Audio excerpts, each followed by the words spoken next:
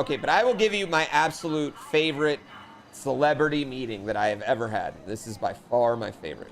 And I like, I'm taking away like things like I interned for the Denver Nuggets, so I would run into people, or that was all for work, you know what I mean? So I didn't really count that, you know what I mean? I feel like these have to be like outside of like work scenarios. Huge fan of Lost. And right before season 6 of Lost, Terry O'Quinn, who played John Locke on Lost, one of the main characters, was skiing at Heavenly Mountain, which is the mountain I worked at. I was having an off day, right? So on my off snowboard days, I would go to a restaurant on top of the mountain, the bottom of Skychair, and I would eat free pizza because I had a lot of friends that worked there, and they would steal pizza for me, right? It's literally the only way to survive when you're snowboarding, when you're working 3 days a week so you can snowboard 7.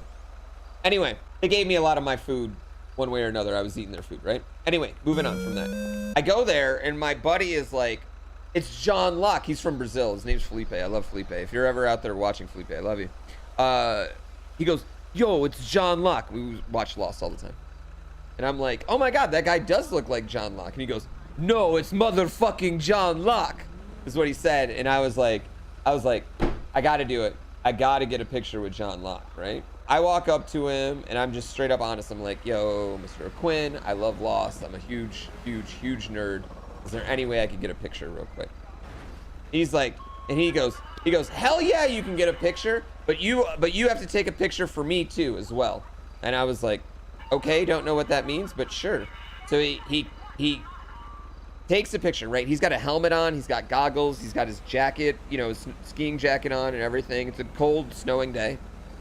Takes off his helmet, takes off his goggles, unzips his jacket so he could look the most John Locke way he could look in that particular situation, so I could get a great picture, right?